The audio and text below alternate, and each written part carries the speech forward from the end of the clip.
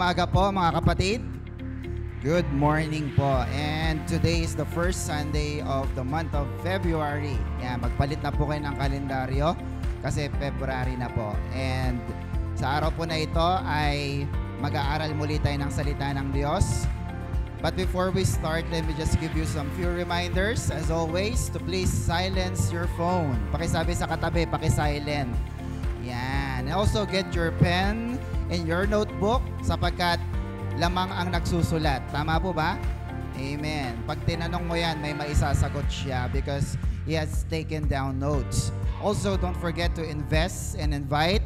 Bring a family or friend to our church. Kasi po, ito po yung magiging crown natin para po sa ating paglilingkod sa ating Diyos sa buhay. Amen po ba?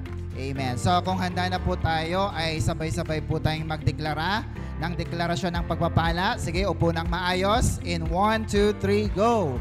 In Jesus, I am super blessed. I am Macarius. Say it every day. Amen? Sapagkat ito po yung deklarasyon ng pagpapala sa ating mga buhay. So are you ready to study the Word of God? Amen. So kung handa na po tayo, let's begin our theme for the month of February. Ang binigay po sa atin na theme ay, yan po sa ating palette, God's Love According to Scripture, Not from Human Standard. No? Napakaganda ng ating tatalakayin ngayong araw kasi ang pag-uusapan natin ay yung pag-ibig na hindi pa natin masyadong alam or pag-ibig na hindi natin masyadong kabisado, and that is God's love. Amen po ba? Kasi ang love na alam natin, lalo na pag month of February, ay yung love na alam ng mundo, which is the romantic love. Amen po ba mga kapatid? Amen. So, ang ating pong topic for today is entitled, How God's Love Becomes Our Love. Sa Tagalog po ay, paano po magiging pag-ibig natin ang pag-ibig ng Diyos. Gusto niyo po bang malaman mga kapatid? Amen. So, let's dig into this today. Sabi po ng unang tanong natin, next, how do you know when you're in love? No? Paano mo malalaman kung ikaw nga ay in love? Alam niyo po ba? Kayo ba na in love na? How do you really know when you are really in love? Ang sagot natin dyan ay, you'll just know.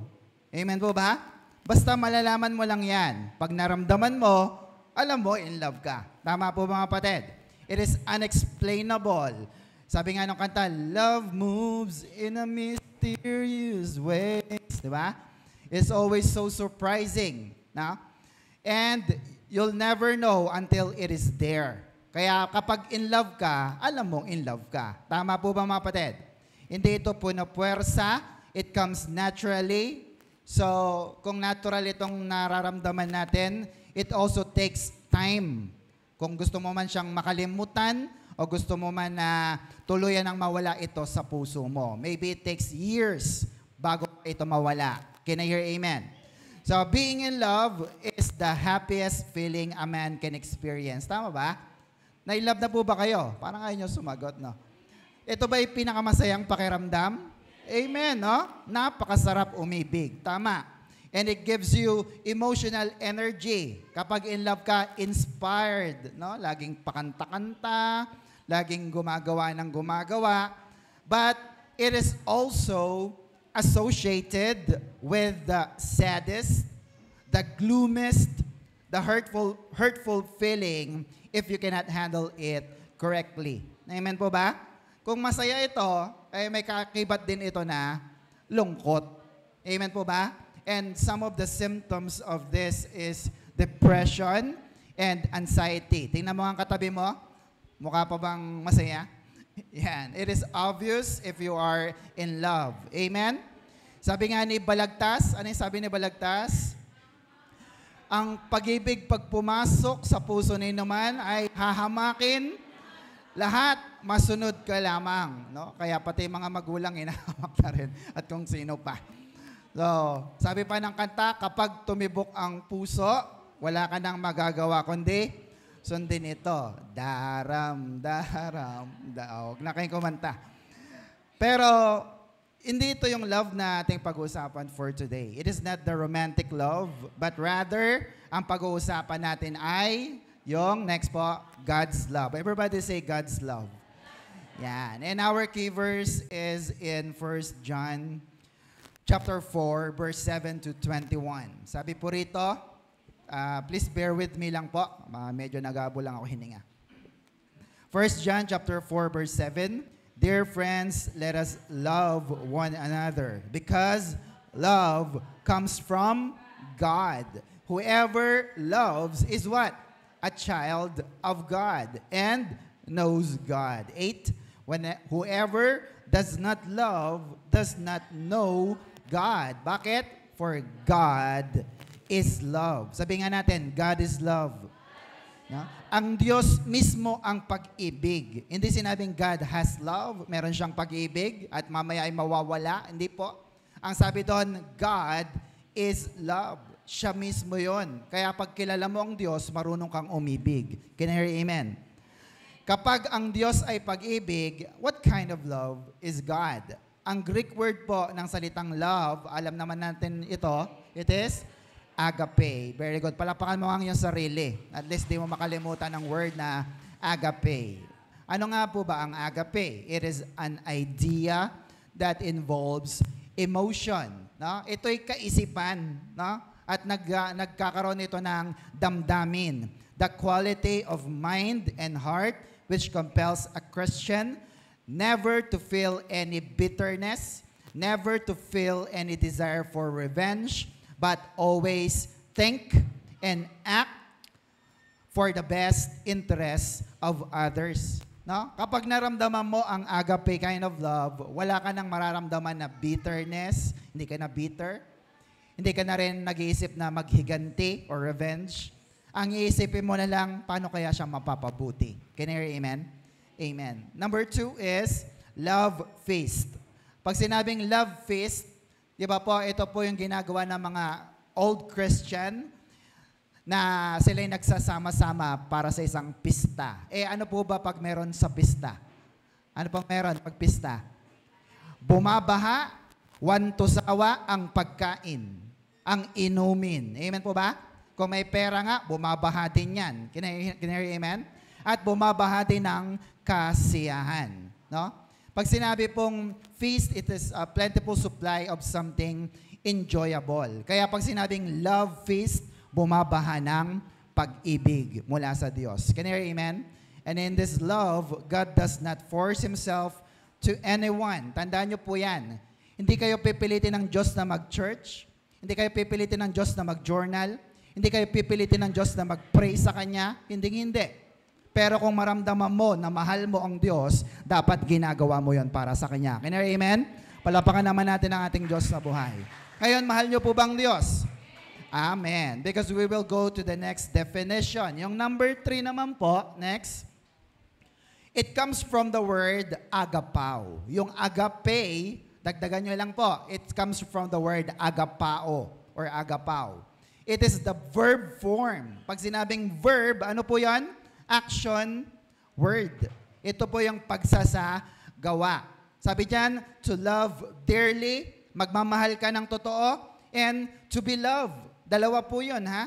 Ikaw ay magmamahal at ikaw din ay mahalin. To welcome, to entertain, to be fond of, to value, no? Pinapahalagan mo siya, to esteem, feel, or manifest generous concern for, no? Kaya naman minsan hindi nagkaintindihan kasi concern ka lang naman sa kanya pero hindi niya maintindihan. Can you hear amen? Amen. Letter B, it is a love that chooses to extend kindness and compassion to others regardless of their response. Ngayon, kahit na hindi magandang response niya, ang iniisip mo pa rin ay magbigay at magbigay ng kabutihan sa kanya. Amen po ba mga kapatid? Yun ang tinatawag na agape or agapao love. Now, it is also a fact na ang word na agapao po ay ilang beses lumabas sa Bible? 1, 4, 3. Na, ano po ba yung 1, 4, 3 sa ating mga kabataan? I love you. No? It is 143 times occurred in the New Testament according to Mounds, yung Bible scholar. No? So it's not a coincidence. Pero tingin po kayo sa akin, pwede kong ibigay sa inyo ang lahat ng napakaganda na mga definition, mga meaning and examples ng agape. Pero it will remain just an idea. It will just remain as an emotion kung hindi mo ito dadagdagan ng action. Sabi nga natin, action. Can you hear amen? So, alam mo ang idea, dapat ganito ang gagawin ko, pero hanggat hindi mo ito ina-apply, hindi mo ito ginagawa, hindi rin ito magiging pakinabang. Can you hear amen? Amen po mga kapatid? At marami po ang bumabagsak dito. Alam natin ang agape love, pero hindi natin naisasagawa. Even the disciples of Jesus in the Bible failed to do this. Sino po yon? Tingnan niyo po, si Peter. Kilala niyo po si Peter? Anong ginawa niya nung arrestuin na si Jesus? Tinagpas niya yung tenga nung isang sundalo. O, ibig sabihin ba nun, wala siyang agape love? Meron. Kaya lang, hindi niya pa masyadong unawaan. Another thing is si Paul and Barnabas. Kilala niyo po si Paul? Amen? Si Paul naman po ang preacher para sa mga Gentiles. At nung sila ihahayo na ni Barnabas, they had a disagreement. They had a conflict. Bakit? Sabi, kasi gusto nilang isama yung isang kabataan na si John Mark. Ang sabi ni Pablo, wag na natin siyang isama. Bakit? Yung kabataan na yan, iniwan tayo nung tayo pumunta sa ibang Bible study. Parang ganun ang nangyari. So nagkaroon sila ng pagtatalo-talo. So wala ba silang agape love? Mayroon, but it's just on the process. Can you hear amen? Kaya po ang Diyos may ginawa. Sabihin sa katabi, may ginawa ang Diyos. Verse 9. Sabi po rito, and God showed His love for us. Paano? By sending His only Son into the world so that we might have life through Him. No? Paano niya pinakita ang kanyang pagmamahal sa atin? Ibinigay niya ang kanyang kaisa-isang anak. Eh, sino ba yung kaisa-isang anak ng Diyos? Sino pa? Lakasan po natin. Sino?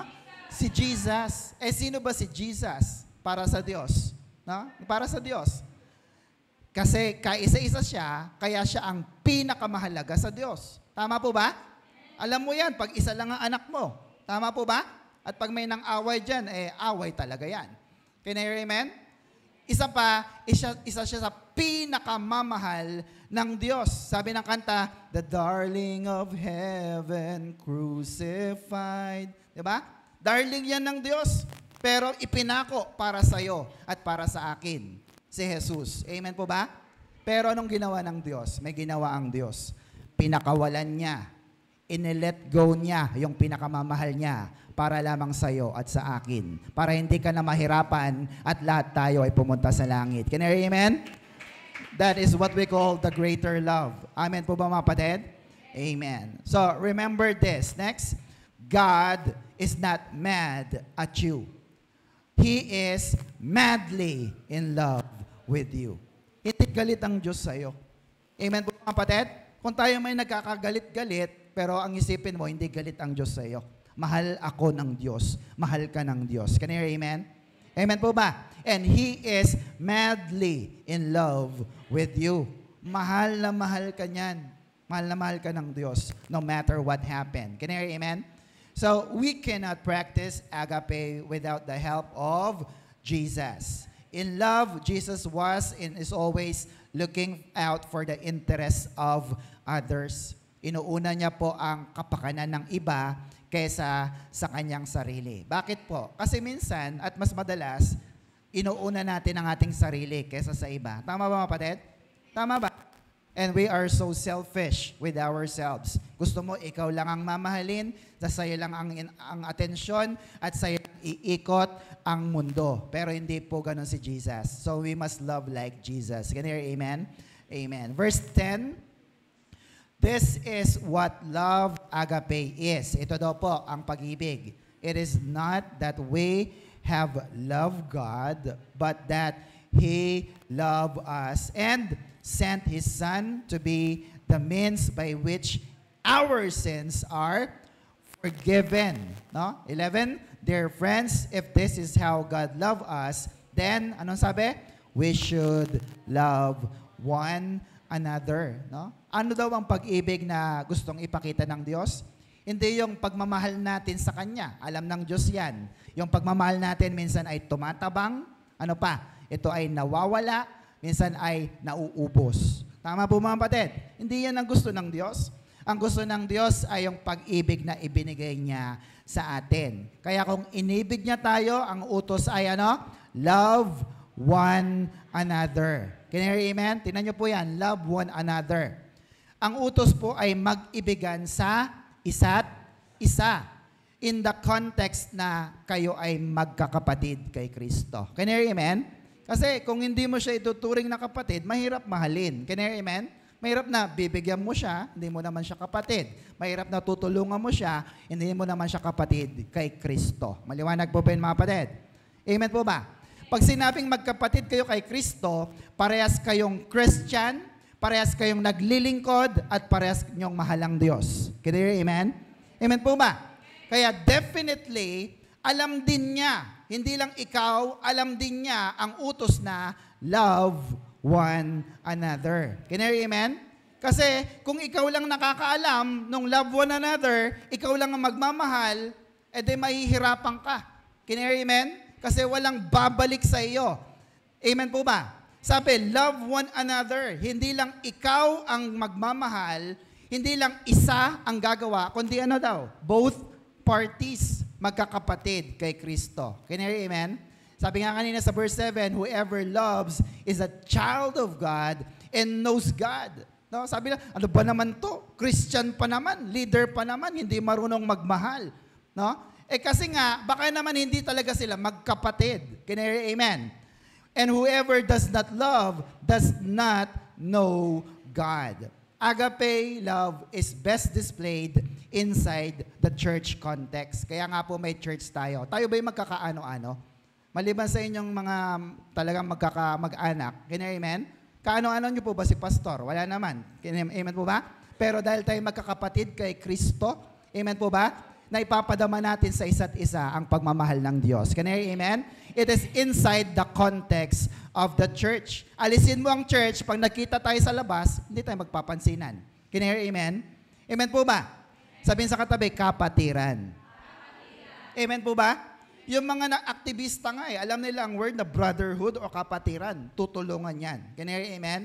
How much more in the context of the church. Pag sinabing kapatid ka, anak ka na rin ng Diyos. Kilala mo ang Diyos at alam mo ang utos ng Diyos. Malinaw po ba mga kapatid?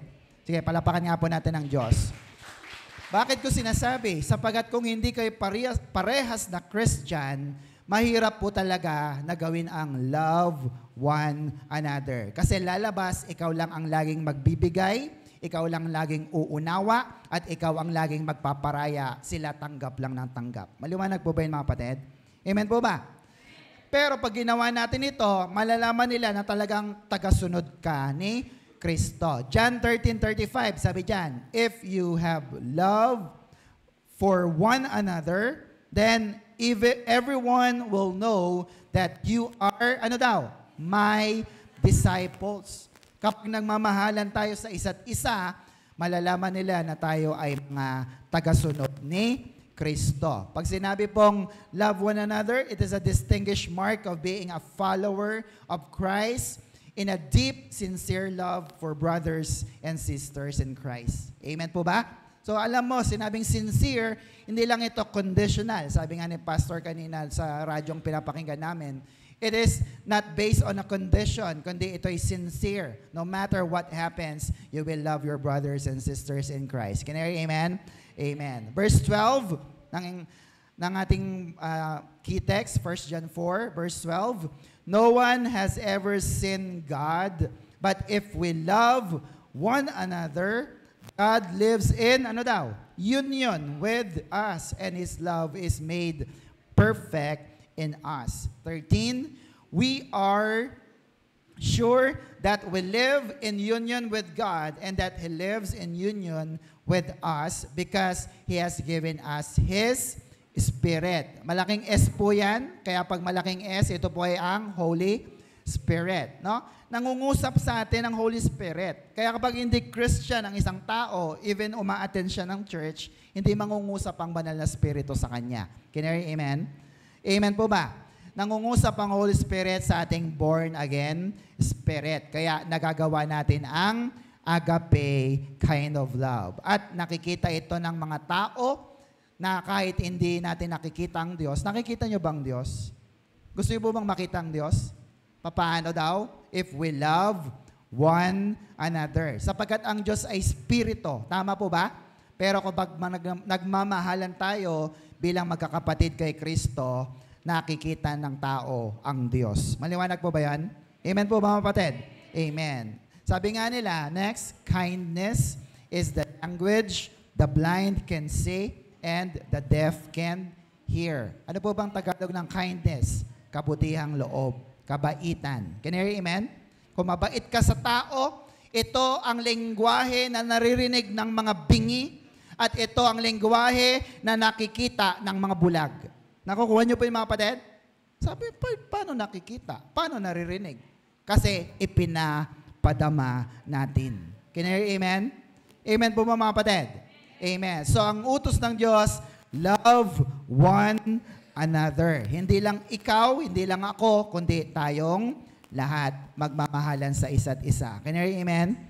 Verse 14, and we have sinned and tell others that the Father sent His Son to be the Savior of the world. If we declare that, ano daw? Jesus is the Son of God, we live in union with God, and God lives in union with us. No? Verse 16, and we ourselves know and believe that the love which God has for us, God is love, and those who live in love live in union with God, and God lives in union with them. Verse 17, love is made perfect in us, in order that we may have courage on the judgment day, and we will have it because our life in this world is what?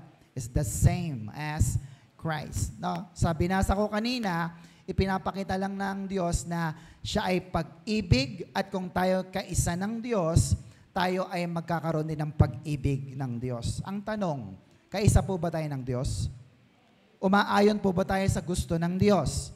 Amen. Because our life in this world will be the same as Christ. Ano bang nasa isip ni Kristo nung siya ay bumaba sa lupa?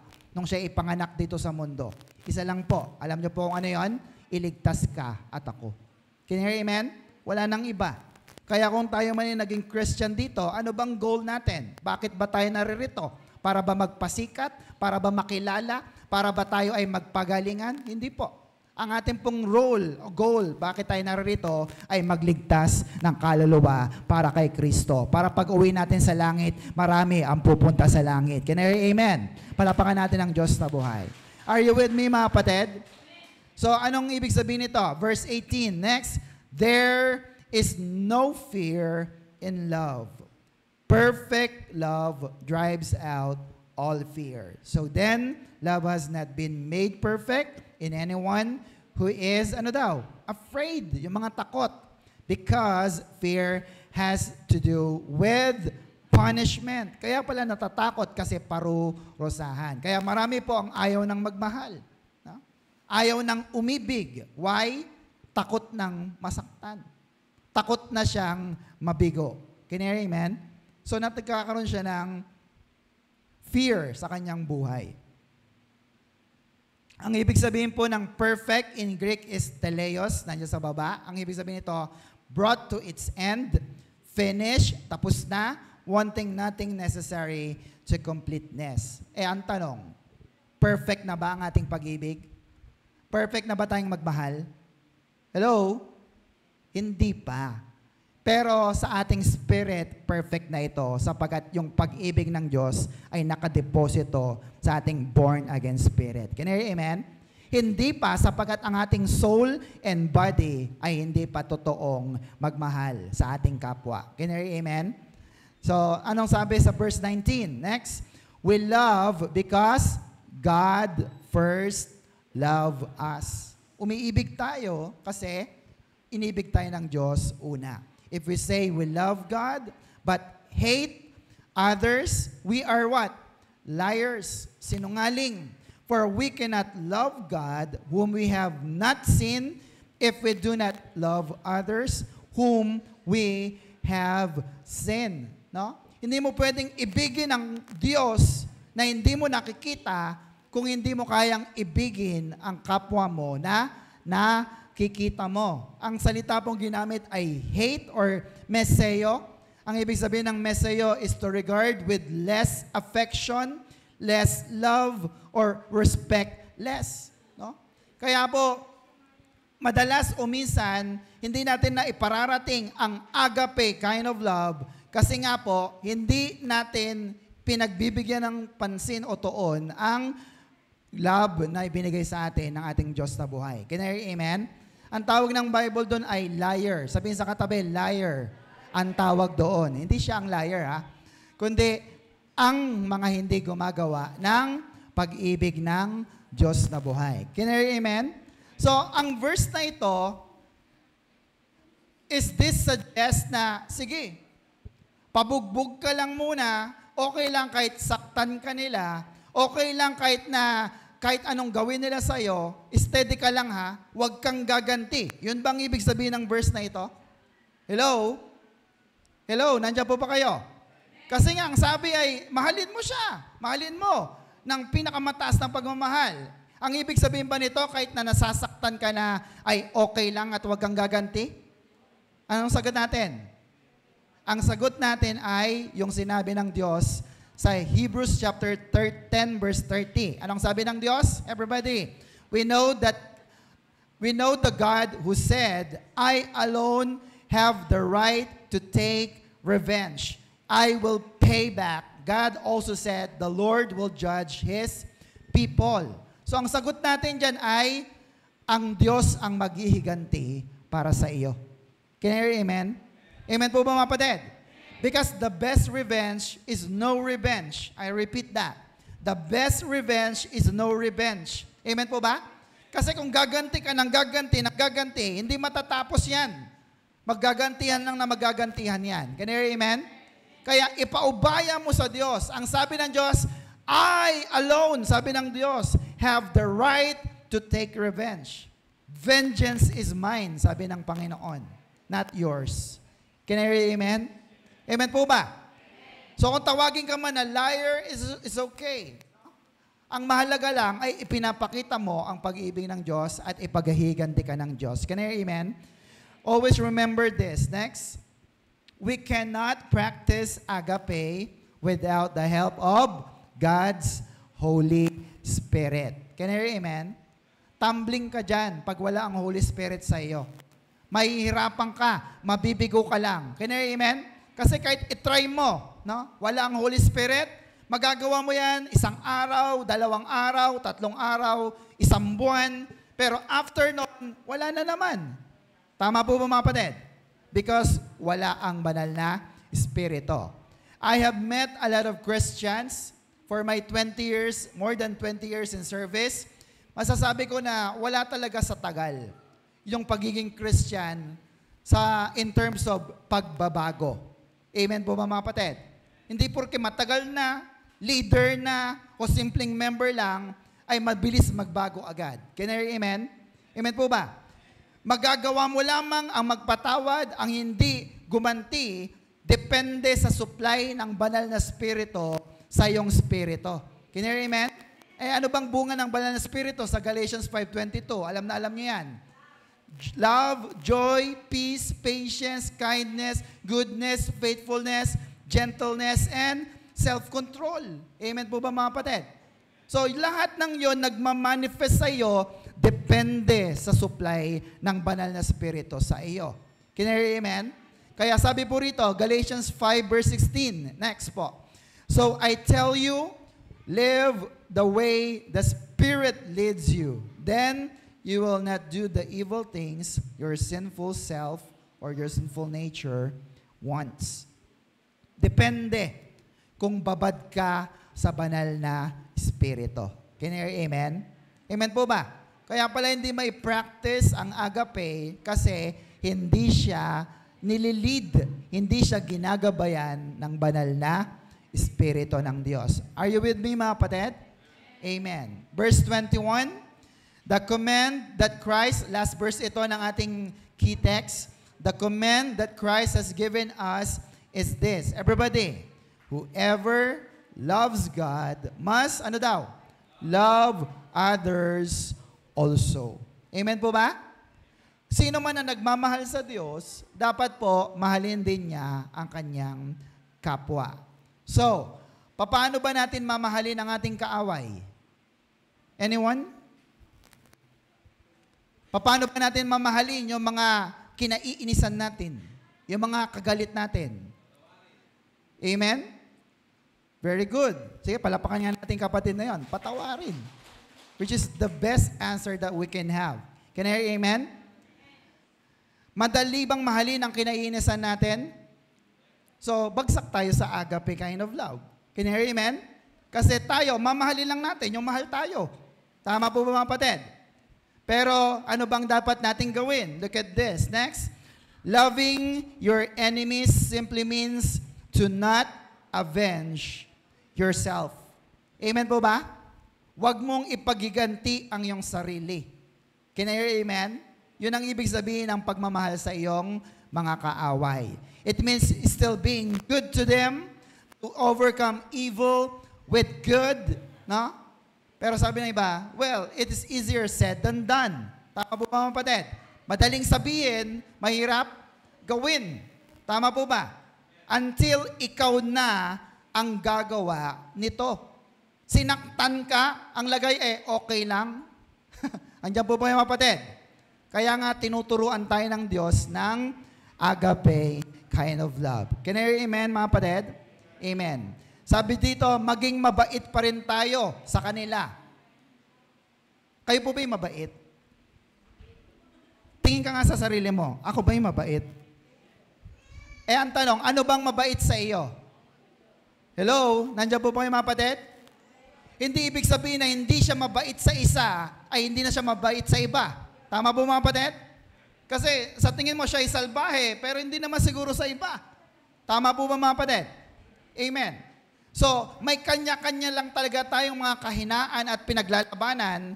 Kaya nga kung hindi tayo tatantanan, lagi kang sinasaktan, ikaw na lang ang umiwas. Ikaw na lang ang umunawa para hindi magkasakitan. Can you hear amen? I understand now. The body of Christ is like our body. Ano ba yung body of Christ? The church. Can you hear amen? Amen po ba? At lahat ng parte ng ating katawan ay may magandang pwesto. Tama po ba? Kaya pala hindi pinagsama ng Diyos ang ilong at ang iyong kilikili. Tama po ba mga kapatid? Tama po ba? So may mga pagkakalagyan tayo para maging maayos ang church. Tama po ba? So kung ayaw kang tantanan, ikaw na ang umiwas. Tama po ba mga kapatid? Ikaw na lang ang umunawa. If we don't forgive, we are just hurting ourselves. And everyone knows that. Tama po ba mga kapatid? Amen po ba? Kasi yung sin of unforgiveness, yung bitterness, grudges, ito po yung nagpapapangit. Tama po ba mga kapatid? Papapangitin ka niyan. And it's the ground for Satan to have a foothold in your life. It opens the door for you to be oppressed by Satan. Amen po mga kapatid? Kaya hindi lahat ng pinto sa buhay mo binubuksan. Tama po mga kapatid? Huwag mo nang bubuksan yon sapagkat pag binuksan mo, ikaw din ang mapapasama. Tama po mga kapatid? So the question is this, can men love like God? No? Tayo bang mga tao, kaya nating umibig kagaya ng Diyos? Posible ba? Anong sagot natin? Amen. Amen po ba mga kapatid? Kaya. Pero mahirap. Tama po ba? Kung wala ang gabay ng banal na Espiritu. So let's look at what Jesus have taught us. Matthew chapter 5, verse 38 to 42. You have heard that it was said. Anong sabi noon? An eye for an eye, and a tooth for a tooth. But I tell you, sabi ni Jesus, do not resist an evil person. If someone strikes you on the right cheek, turn to him the others also. No? Sa madaling salita, ang noon, kapag sinaktan mo ako, sasaktan kita. Tama po ba? Pag ininis mo ko, talagang iinis ka. Yun ang noon. Pero sabi ni Jesus, pag sinampal ka sa kanan, ibigay mo pa ang kaliwa. Pag sinampal ka sa kaliwa, ibigay mo pa ang kanan. Pero sa totoong buhay, wala pa ako nakikitang ganito. Tama ba mga kapatid? Tama po ba? No one actually lives by this standard. Mabigat, mahirap po ito. Tama po ba mga kapatid? Kasi ang naturalesa ng tao, gumanti. Tama po ba? Kayo ba, pag natapakan dyan, hindi kayo gaganti? Nandiyan po ba kayo mga kapatid? Hindi ka man gumanti, pero parang pinatay mo na siya sa mga salita mo. Ano ba yan? Nandiyan po ba kayo mga kapatid? So, pinapakita lang ng Diyos na mahirap ito gawin, pero posible kung gagawin natin kasama ang Diyos. Amen po ba? Verse 40, look at this. If someone wants to sue you, kinasuhan ka, and take your tunic, let him have your cloak as well. If someone forces you to go 1 mile, go with him 2 miles. Doblehin mo na. Give to the one who asks you, and do not turn away from the one who wants to borrow from you. No? Kapag may gustong kunin sa iyo, kunin mo na ang lahat sa akin. Sabi nung kanta. Sige, lahat na. Mga bagay lang naman ang kukunin sa iyo. Mga material na bagay na nauubos at nasisira din. Tama po ba mga kapatid? Amen po ba? Pag kinuha yan sa iyo, sabi ng Diyos, sige, ibigay mo na yan. Papalitan ko yan ng bagay na hindi nasisira. Sabi ng Panginoon. Shout amen. Palapakan natin ang Diyos na buhay. Are you with me mga kapatid? Let's continue. Ang agape din po ay para sa ating mga kaaway. Love for enemies. Matthew 5:43. You have heard that it was said, love your neighbor and hate your enemy. Ito yung dati. Mali mo ang kapwa mo, ang iyong kapitbahay, pero magalit ka sa iyong kaaway. But I tell you, sabi ni Jesus, love your enemies and ano daw? Matindi. Pray for those who persecute you, that you may be the sons of your Father in heaven.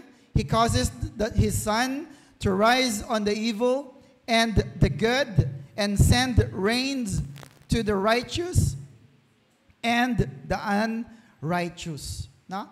Sabi ng Diyos, mahalin mo ang iyong kaaway, ipag-pray mo siya. Kayo ba, kaya niyong gawin yon? Kaya po ba?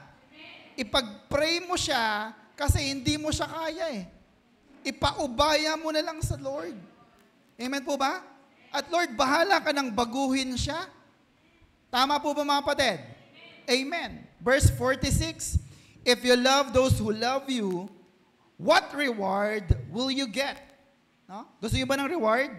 Ito yun. Matindi to. Are not even the tax collectors doing that? 47. And if you greet only your brothers, what are you doing more than others? Do not even pagans do that? No? 48. Be perfect, therefore, as your heavenly Father is perfect.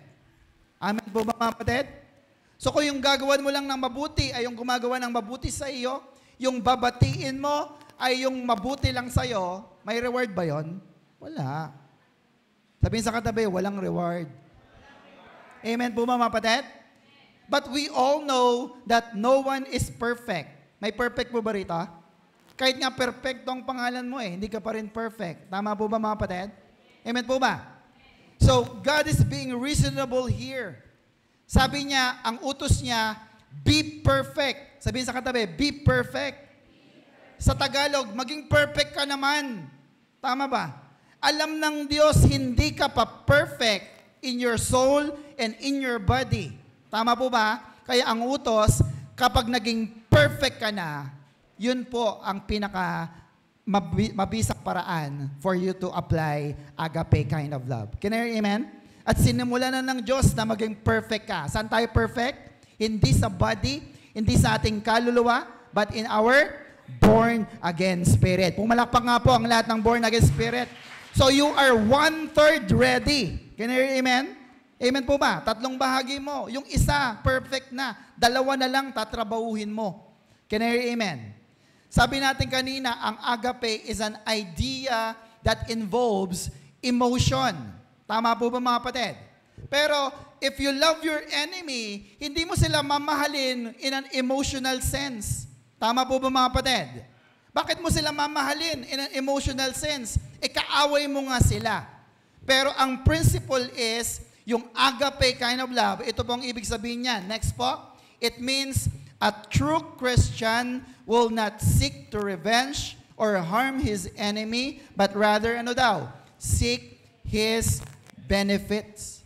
Tama po ba mga kapatid? Hindi yung gaganti ka, magsasalita ka ng kung ano-ano. Amen po ba? Sasaktan mo rin. Hindi po yun. But rather, seek the benefits of your enemy. Can I hear amen? Amen po ba mga kapatid? Nakita mo na ngang napahiya eh. Alam mo, kanina napahiya yan eh. Kaaway siya eh. Tama po ba? No. Dahil iniingatan mo na rin siya, kahit kaaway mo siya, you will seek for the benefit of the other. Amen? Ganito pong sabi ng pinakamatalinong hari na si Haring Solomon. Proverbs 25, verse 21. Everybody? If your enemies are hungry, ano sabi? Feed them. If they are thirsty, give them a drink. 22. You will make them burn with shame, and the Lord will reward you. Do you want reward? Amen po ba mga kapatid? Pag nagawa mo, may reward ka. Plus 100 ka sa langit. Ba? Plus 100, pastor? Kasi perfect eh. Ano bang perfect score? 100. Tama po ba mga kapatid? Yung ibang ginagawa mo, plus 10 lang yan o plus 5. Pero if you do this, plus 100 ka sa langit, I tell you, it is the perfect score God can give you. Can I hear amen? Because you are perfect. Ang sabi naman ng iba, no thanks. Pastor, sa iba na lang ako kukuha ng ibang points. Well, it's okay. Pero yung youth nga nung nakaraan, naglalaro dito, at yung isang team ay nangongulelat, yung huling palaro namin, nagbigay kami ng points na makukuha nila doon sa unang 2 laro na hindi nila ipinanalo. Nakuha niyo po yung mga kapatid. Kasi God is giving you a lot of chance to forgive and love your enemies para makahabol ka so you can become perfect in your life. Can I hear amen?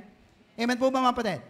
Yung sinabi po rito na burn with shame, yung burn po, hindi yung punishment na siya'y masusunog, kundi ito yung proseso na kapag ang isang bagay ay pinapainitan, anong nangyayari? Lambot. Tama po ba mga kapatid? Parang sa mga bakal, kahit matigas yan, painitan mo, lalambot yan. If you do good to them, then pag nakita nila ang agape love, ang magandang pag-uugali, lalambutin yan at hindi na magagalit sa iyo. Can you hear amen? Palapakan naman natin ang Diyos na buhay. Are you with me mga kapatid? Amen. So sabi po rito, next, pakibasa po, everybody. To love your enemy might be as simple as what? Keeping your mouth shut. Amen? Sa Tagalog, isara mo na lang ang bibig mo. Ibig sabihin, huwag mo silang pagsasalitaan ng masasakit. Huwag mo silang i-chismis. Sabi sa katabi, huwag mo i-chismis. Yan ang paborito natin eh, diba? Wala ka bang ginagawa? Ay, alam mo? Alam na. Not saying nasty or cursing them. Hindi mo silang minumura kahit sa isip mo lang. Can you hear amen? Amen po ba? Hindi ka nagsasabi ng masasakit. Kasi sabi ng verse, di ba? What is the abundance of the heart? The mouth speaks. Pag may bitterness ang puso mo, lumalabas yan sa bibig. Amen po mga kapatid? Ibig sabihin nito, keeping your mouth shut is hindi ka galit sa kanila. Hindi ka galit sa kanya. Can you hear amen? Amen po ba? Yung tipong hindi kayo magkaaway, pero hindi naman kayo magkaibigan. Kaya neutral lang. Tama po ba mga kapatid? Amen po ba? Amen. Next, Ang question na ito ay pinakamahalaga sa lahat at dapat masagot natin. As Christian, sino po ba yung mga Christian dito? Taas ang kamay. Amen? Leader ka man o hindi, as Christian, do you find it difficult to love your enemy? Nahihirapan ka ba na mahalin ang iyong kaaway? Bakit napakahirap mahalin ang kaaway? Sino po sa inyo nahihirapan? Be honest. Pag kayo hindi nagtaas at sinubok ni Satanas, magkakasala kayo. Can you amen? If you cannot pass this, do you find it difficult to love your enemy? Ang sagot dyan ay yes, all the time. Kung totoong tao kayo. Ha? Can you amen? Amen po ba mga kapatid? Pero hindi ibig sabihin na loving your enemy is giving them a big hug or a big kiss or hanging out with others. No? Hindi ibig sabihin ganon. Kundi dapat lang hindi ka na naghihigante sa kanila. Can you amen? Amen po ba? Kasi kapag ganon ang ginagawa natin, you hang out with them, parang walang nangyari, parang walang ginawang mali, ay talagang sasaktan at uulit-ulitin niya ng iyong mga kaaway. Can I hear amen? Naiintindihan niyo po ba mga kapatid? So anong gagawin natin? Next, to love your enemy is to live with, everybody, intentions. Everybody say intentions. Pag sinabing intention, yung goal, may goal ka, may aim ka, may purpose ka. Can I hear amen? Intentional ang word. Pag sinabing intentional, planado, deliberate, premeditated, calculated. Amen po ba? Amen po ba mga kapatid? Ang ibig sabihin, you plan now. Planuhin mo na ngayon. Ano bang magandang ire-respond ko sa kanya the moment na magkakita kami ulit, magkausap kami ulit, magkaniig kami ulit. Can you hear amen? Kasi nung una, parang napaaway ako eh. Nandiyan po ba yung mga kapatid? Can you hear amen? If you love your enemy, love them is to live with intention. Amen po ba? Para kapag nagkita kayo, hindi na ulit mangyayari. Hindi na magkakasakitan pa. Can you hear amen? So often, people excuses this pure behavior. Ang sabi nila, ito nang ugali ko eh. Hindi na ito mababago. May narinig na kayong ganon? Ito na yung mukha ko eh. Hindi na ito mababago. Well, it is just a poor excuse and behavior. Can I hear amen? It is unacceptable. Sabi sa katabi, it is unacceptable. Kasi alam mo pala na ganyan ang ugali mo, ganyan ang mukha mo, edi mag-plan ahead ka. Andiyan po po yung mga kapatid. Dati hindi kang ngumiti, edi magplano ka, 1 buwan, 2 buwan. Pag nagkita kami, ngingiti na ako. Do you get that mga kapatid?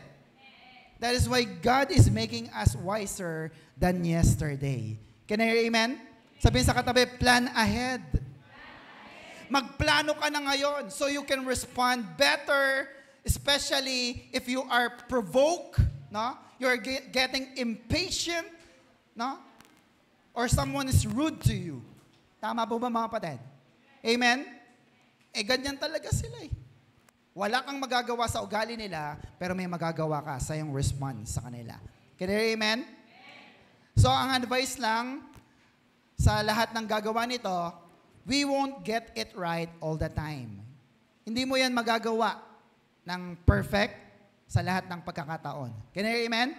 So, sa ngayon, nagkita kayo. Okay? Sa pangalawa, baka, naku.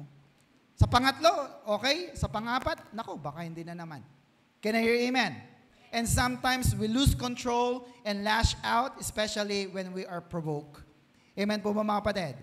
So alam niyo po yung aking sinasabi, and I can go on and give you a lot of example, but I hope you get the picture. Can I hear amen? Plan ahead. Live with them with intention. Ikaw na lang ang umiwas, ikaw na lang ang mag-unawa para hindi magkaroon ng problema. Shout amen. Palapakan ng Diyos na buhay. Are you with me mga kapatid? Agape love is like, next, faith. Sabihin nga natin, faith. Ano po ba yung faith sa Tagalog? Pananam? Kanino? Sa iyong sarili ba? Hindi, sa Diyos. Can I hear amen? Amen po ba? It compels action. Tama po ba? Mayroon akong pananampalataya, alam ko, Lord, magaling na ako. O, anong gagawin mo? Sabihin mo, magaling ka na. Can you hear, amen? At umakto ka na, magaling ka na. It requires application because faith without work is what? Dead. I tell you again, love, agape love, is like faith pistos. Amen po mga kapatid? Parehas ang agape at ang pistos or pistis. Faith. Kailangan niya ng action. Therefore, love without action is tantamount to dead as well. Can you hear amen mga kapatid? Amen. So, gusto ba natin na i-apply ang pagmamahal ng Diyos sa ating kapwa? Let me share with you 7 beautiful ways to show God's love to others. Let's go for the life application. Mabilis lang po ito. Number 1, everybody, preach to others. No? Ibig sabihin nito, mangaral ka. Saan? Sa iba. Para marinig nila yung gospel. Ano yung gospel? The good news. Then, pag narinig nilang good news, they will repent at sila'y maliligtas sapagkat ang kaligtasan ay para sa lahat. Can you hear amen? Amen po ba? Alam nyo po, tingin kayo sa akin, ang Diyos kabisado na ang mga tao. Dahil for thousands and thousands of years, nakita na ng Diyos ang ugali ng tao. Tama po ba mga kapatid? So hindi lang sorry ang gusto ng Diyos pag nagkakamali ka. Tama po ba? Ang gusto ng Diyos pag nagkamali tayo, lalo sa Kanya, ay ito. Ano po yon? Letter R. Repent. Everybody say repent. Amen po ba mga kapatid? Saying sorry is not enough. Amen po ba mga kapatid? Ang gusto ng Diyos, you repent. It means to change your mind for the better. It is never enough na sabihin mo lang, sorry. Tama po ba mga kapatid? Sapagkat ang salitang sorry is the most abused word na ginagawa ng tao. Bakit? Kasi pag nagkamali sila, sabi lang, sorry na. O, tapos, sorry na nga eh. In-expect nila, okay na ulit. Why not enough? Sorry is not enough. Luke 13 verse 3, look at this. I, Jesus, tell you, but unless you repent, you too will all perish. No? Pag hindi ka talaga totoong nagsisi, hindi mo binago ang iyong isip, ikaw din ay mapapahamak at masisira. You will perish. Can I hear amen? Mas gusto ng Diyos na ikaw ay nagre-repent. Mas masaya ang Diyos. Look at this. Luke 15 verse 7. I tell you that in the same way, there will be more rejoicing, saan? In heaven, over one sinner who repents than over 99 righteous person who do not need to repent. No? Kumpara sa inyo, mga 99, mga anak na ng Diyos na hindi na kailangan magsisi, mas gusto ng Diyos yung kaisa-isa, pero nagsisi, nagbalik loob upang siya ay maligtas. Can you hear amen? Amen po ba? Sige, palapakan natin ang Diyos. Eh, kesa naman mag-ubusan tayo dito at mag-inisan lang, no? 99 ka na nga, dahil iniinis mo yung isa, naging 90 na lang kayo. Next month, ininis mo na naman yung 10, 10 na lang. Sabi ng Diyos, mas maigi pang may pumapasok kahit isa kada buwan na nagre-repent. Tama po ba mga kapatid? Amen.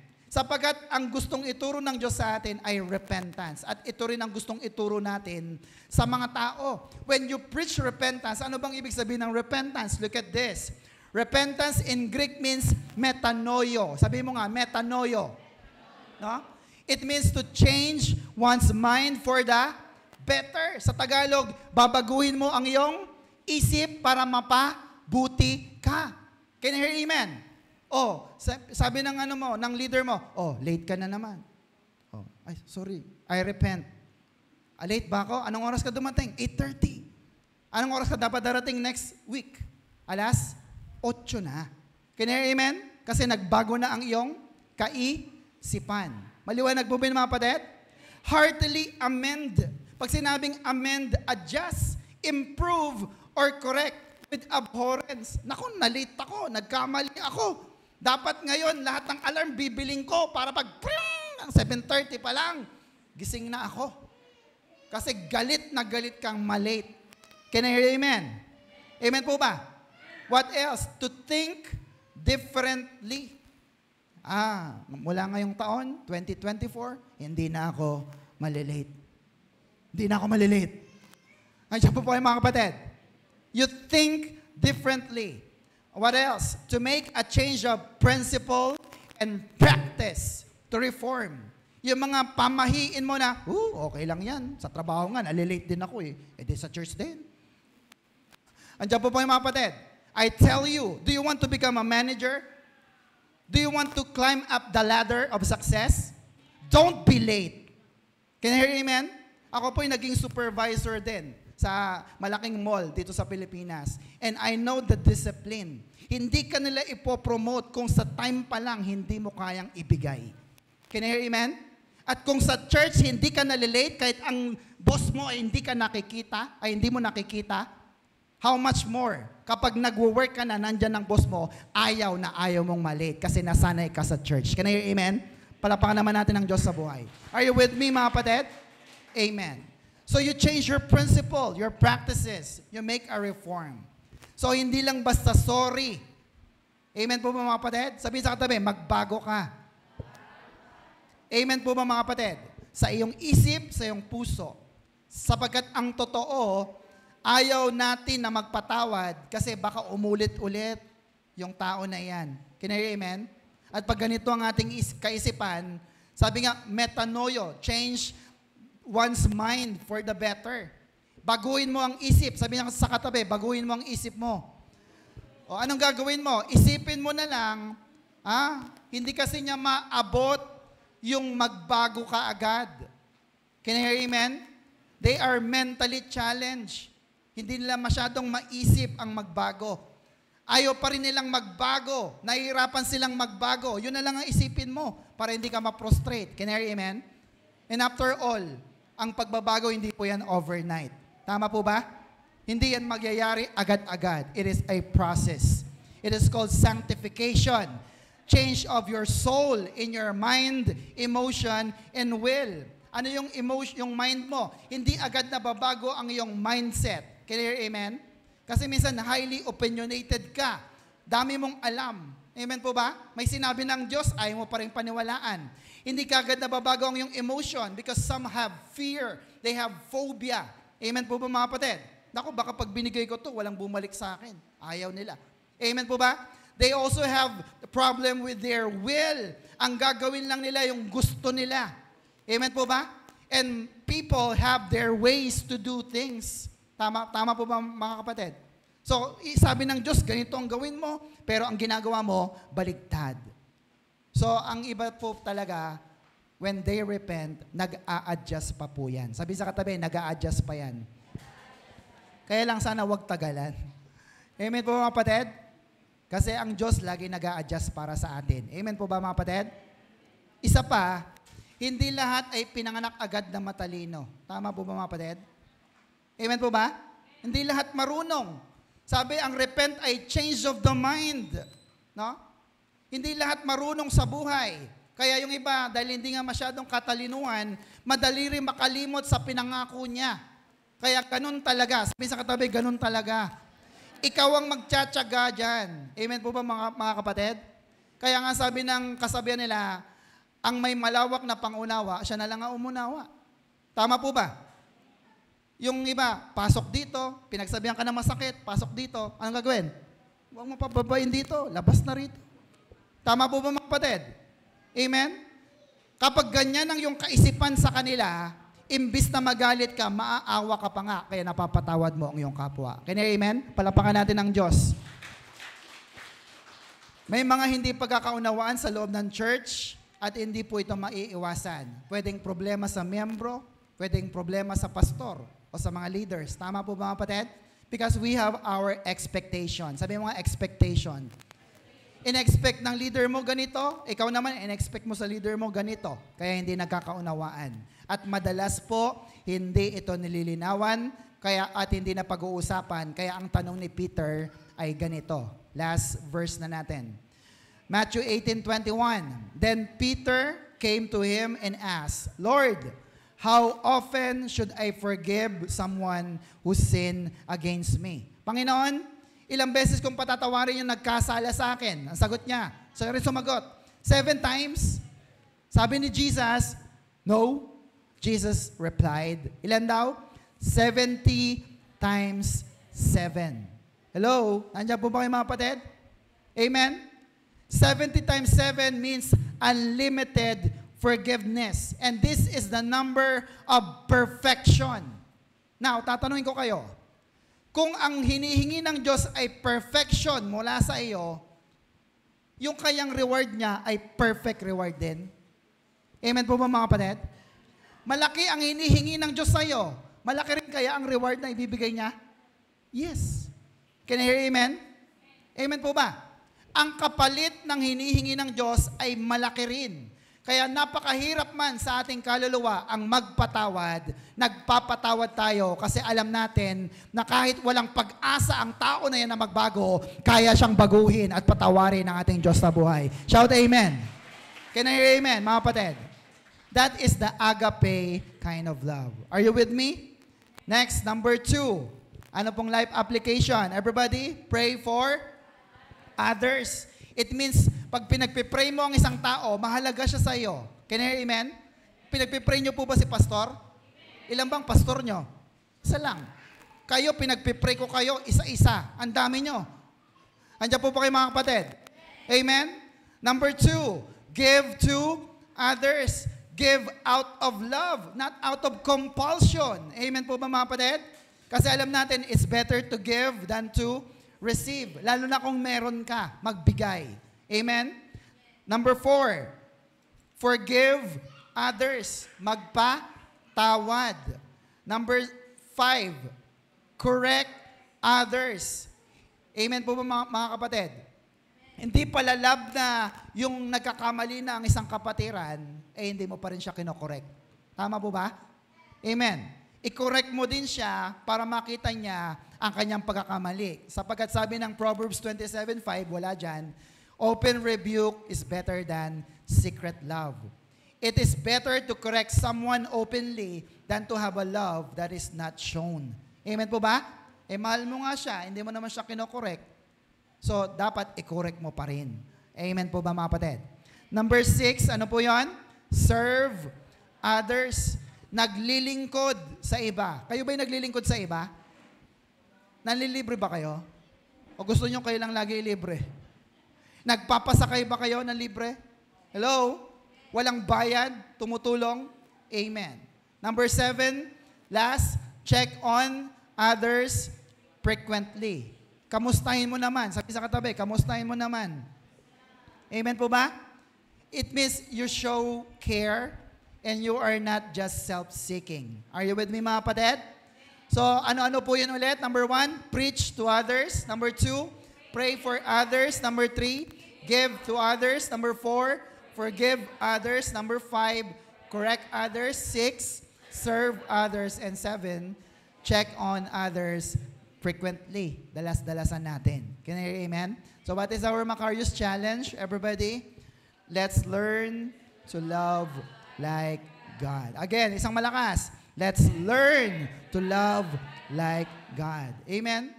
May the love of God surrounds us, transforming us, and receiving His love para maipadama din natin ang pag-ibig na yan sa ating kapwa-tao. Amen po ba? Sige po, tayong lahat ay tumayo. Hallelujah. Let's learn to love like God.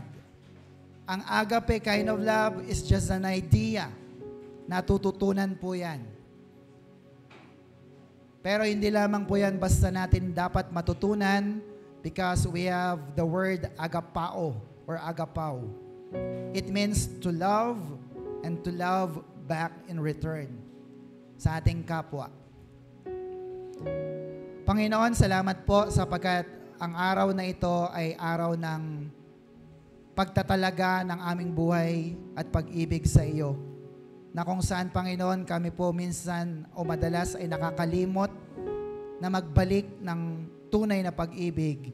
Pero pinaalalahanan mo kami na ang pag-ibig na nais mo makita sa amin ay ang pag-ibig na walang itinatangi, pag-ibig na nagsasakripisyo, at pag-ibig na tumitingin sa kapakanan ng iba. Lord, teach us to learn. Teach us to love like God, Father. Panginoon, hindi namin kaya kung hiwalay sa iyong anak na si Jesus. At hindi rin namin kaya kung hiwalay sa iyong banal na Espiritu. Sapagat ang banal na Espiritu ang siyang nag-i-inspire sa amin kung bakit namin nagagawa ang pag-ibig na ito, Panginoon. Lord, may our inspiration comes only from you, Lord. Hindi po sa tao, hindi sa bagay, o sa mga tinatamasa namin sa mundong ito. Sapagat lahat ng meron sa mundong ito ay nauubos at nawawala. And eventually, yung love na yon mawawala din. Kaya naman, Ama, thank you for teaching us today that we have this one kind of wonderful love na pwede naming i-apply sa aming mga buhay. This is the agape kind of love. Na hindi lang namin mamahalin ang aming sarili, kundi mamahalin din namin ang aming kapwa at mamahalin ka namin higit sa lahat. Panginoon, salamat po sapagkat ang araw na ito ay tulay po na ipinagkaloob mo sa amin ang pag-ibig na nagmumula sa iyo. Lord, dalangin namin na maramdaman ng bawat isa ang pag-ibig na ito upang maipakita din namin sa iba. Ito pong aming samot panalangin, may pasasalamat in Jesus' name. And everybody will say, Amen. Palapakan po natin ang Diyos. Ano po ulit ang ating Macarius Challenge? Everybody, let's learn to love like God. To God be all the glory. Makakaupo na po tayo.